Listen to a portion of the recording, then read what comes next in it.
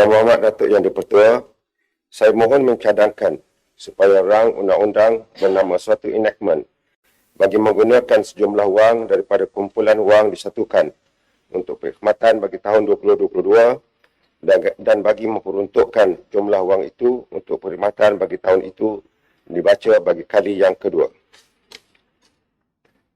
Bismillahirrahmanirrahim. Assalamualaikum warahmatullahi wabarakatuh. Alhamdulillah wa kafa, wassalatu wassalamu ala rasulihil mustafa wa ala alihi wa sahbihi wa man ihtada, amma ba'd. Yang Berhormat Datuk Yang di-Pertua, Yang Berhormat ahli-ahli Dewan Undangan Negeri, Yang Berusaha Ketua-Ketua Jabatan dan Agensi, para pegawai dan kaki tangan kerajaan negeri, semua tetamu, petugas media dan pemerhati yang dirahmati Allah Subhanahu wa taala sekalian. Marilah kita semua menitipkan doa dengan tulus dan ikhlas kepada Allah Subhanahu wa taala. Semoga ke bawah duli Yang Maha Mulia Al-Wathiq Billah Sultan Mizan Zainal Abidin Ibni Almarhum Sultan Mahmud Al-Muqtafi Billah Shah, Sultan dan Yang di-Pertuan bagi negeri Terengganu Darul Iman, serta segala jajahan takluknya, dan ke bawah duli Yang Maha Mulia Sultanah Nur Zahirah, Sultanah Terengganu, agar diberkati, dirahmati serta dikurniakan pimpinan ilahi untuk terus menaungi dan memayungi negeri Terengganu Darul Iman yang dikasihi ini.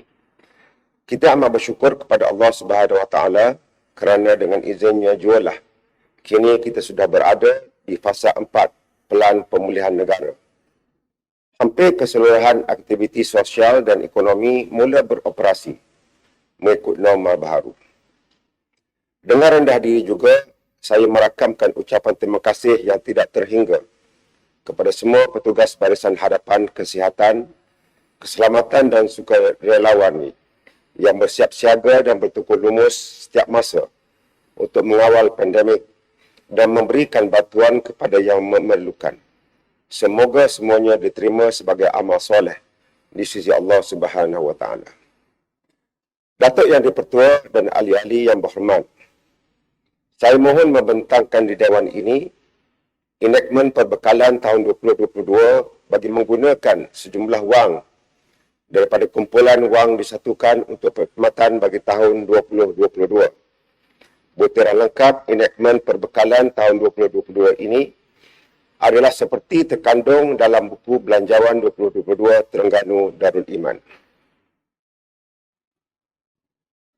Berkait dengan prestasi dan prospek ekonomi, sorotan ekonomi global dan Malaysia serta ekonomi Terengganu, Datuk Yang di-Pertua dan ahli-ahli yang berhormat sekalian, akibat dari kesan pandemik COVID-19 yang teruk pada tahun 2020, terutamanya berikutan pelaksanaan Perintah Kawalan Pergerakan, penawaran dan permintaan produk, pengeluaran dan perkhidmatan telah mengalami kejutan sehingga kan ekonomi global pada tahun lalu menguncup 3.2% berbanding mengembang 2.8% pada tahun sebelumnya.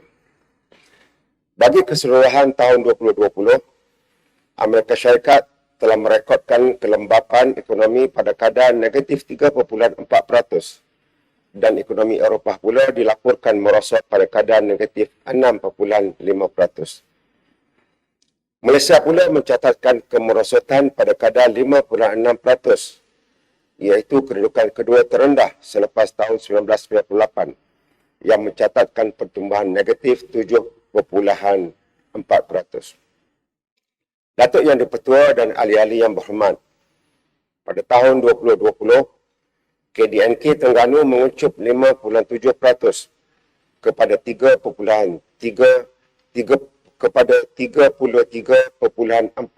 bilion ringgit berbanding 36 bilion ringgit pada tahun 2019.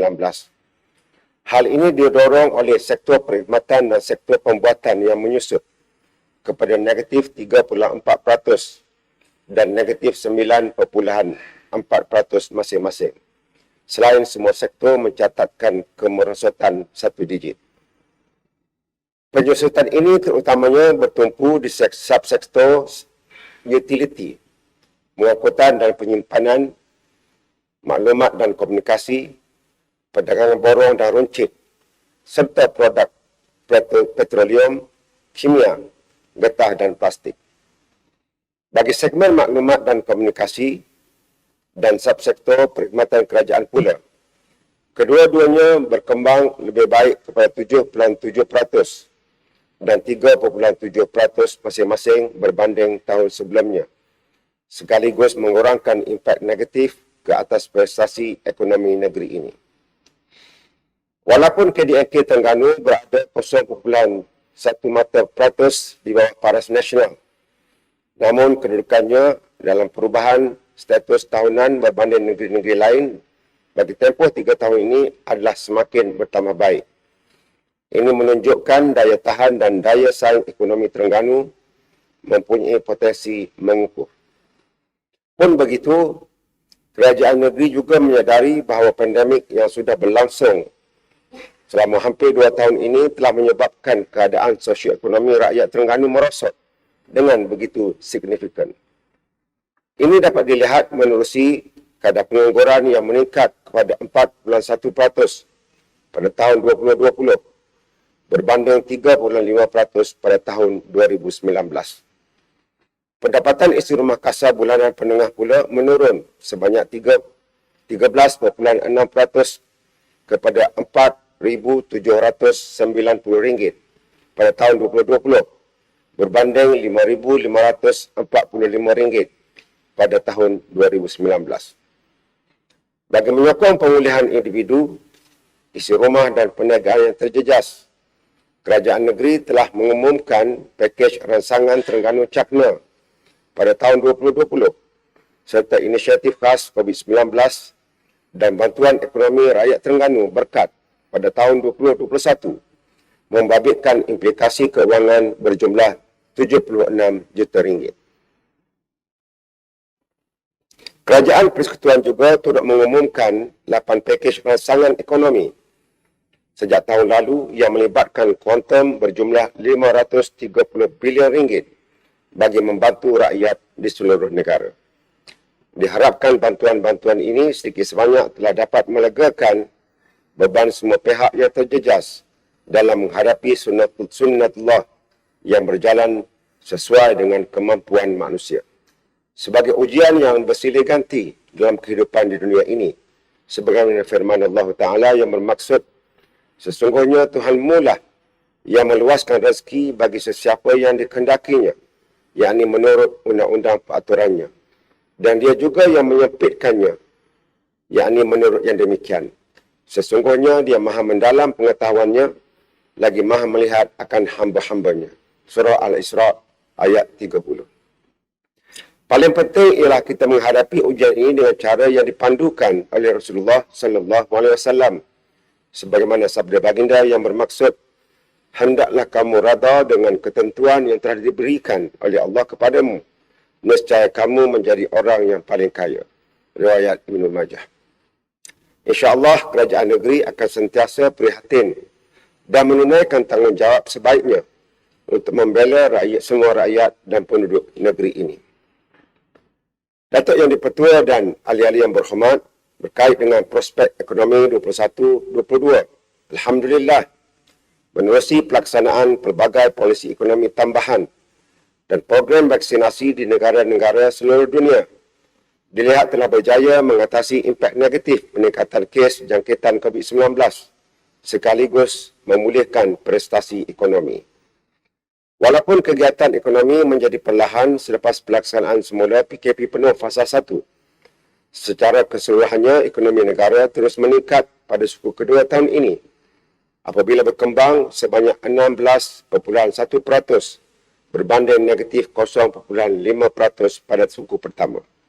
Disokong terutamanya oleh permintaan dalam negeri dan prestasi ekspor yang terus mengukuh. KDNK Malaysia pula bagi keseluruhan tahun 2021 diunjurkan berkembang antara 3% hingga 4% berdasarkan jangkaan pembukaan semula semua sektor ekonomi dan sosial pada suku keempat. Ini berikutan kemajuan dan keberkesanan pelaksanaan program vaksinasi yang memberangsangkan dan diharapkan dapat mendorong sentimen positif dalam kalangan perniagaan dan pengguna. Manakala bagi tahun 2022, KDNK Malaysia dijangka berkembang antara 5% hingga 6%, iaitu kembali kepada trend pertumbuhan KDNK tahunan dalam tempoh pra-pandemik. Justru, kerajaan negeri menganjurkan KDNK bagi keseluruhan KDNK Terengganu bagi keseluruhan tahun 2021 kembali bertumbuh positif kepada antara 2% hingga 2.2% dan menyasarkan berkembang kepada antara 3% hingga 3.4% pada tahun 2022. InsyaAllah. Datuk Yang di-Pertua dan ahli-ahli yang berhormat, dokumen rasmi PITAS 2030 yang menggariskan hala tuju dan fokus kerajaan negeri akan menjadi panduan dan keutamaan kepada para pemimpin, pegawai dan kaki tangan kerajaan negeri serta semua jabatan dan agensi bagi memastikan kita dapat merealisasikan visi Terengganu maju berkat sejahtera pada tahun 2030. Sejak PITAS 2030 diperkenalkan pada tahun 2018, kini kemajuannya mencecah hampir 30% daripada keseluruhan 50 mercu tanda yang telah dirancangkan. Menerusi Majlis Tindakan PITAS yang telah ditubuhkan dan jawatan kecil di bawahnya, banyak lagi inisiatif yang akan digerakkan untuk mencapai ke semua 50 objektif yang ditetapkan. Datuk Yang di-Pertua dan ahli-ahli yang berhormat, berkenaan 20 manifesto Terengganu, sukacita saya mengumumkan bahawa 4 lagi manifesto telah bertukar status kepada dilaksanakan, menjadikan keseluruhannya 18 manifesto berbanding 14 manifesto seperti yang telah saya umumkan pada Mei lalu. 4 manifesto tersebut ialah Perkampungan Darul Barakah, Wad Kelas Ketiga Percuma, Skim Pembiayaan Perumahan Terengganu Air Rahman dan Pencen Rakyat Warga Emas. Baki 2 manifesto lagi iaitu Bandar Baru Lestari dan Institut Pengajian Tinggi Islam Negeri. Suka untuk saya maklumkan perkembangan berikut. Bandar Baru Lestari, setelah membuat penilaian berdasarkan 8 prinsip pembangunan Bandar Lestari yang berkonsepkan Islamik, lestari dan pintar, adalah dimaklumkan bahawa Bukit Seraya telah dipilih sebagai lokasi rintis.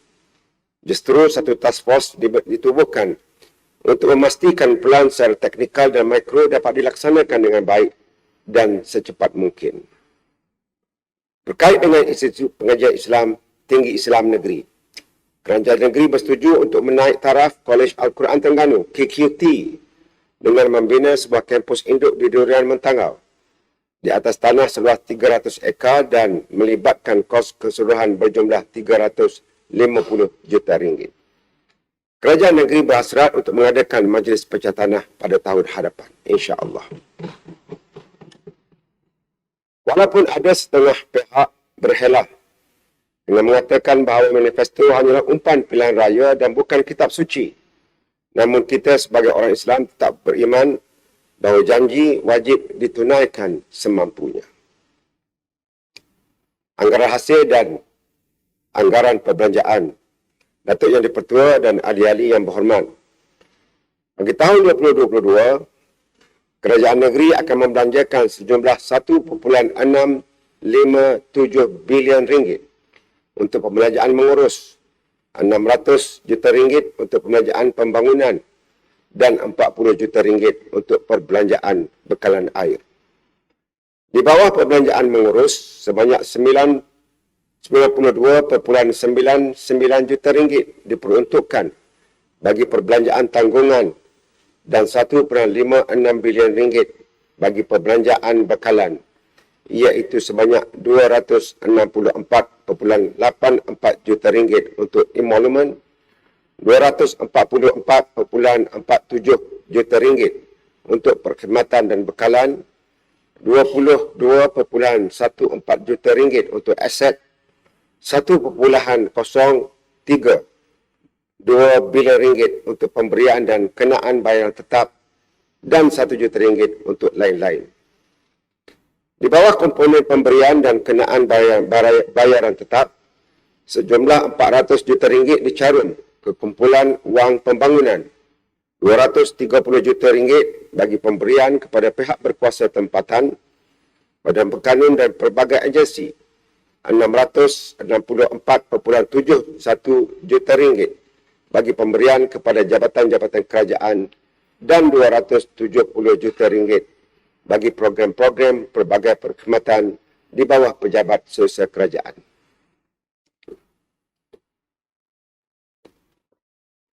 Di bawah perbelanjaan pembangunan pula, sebanyak RM436.92 juta atau 72.82%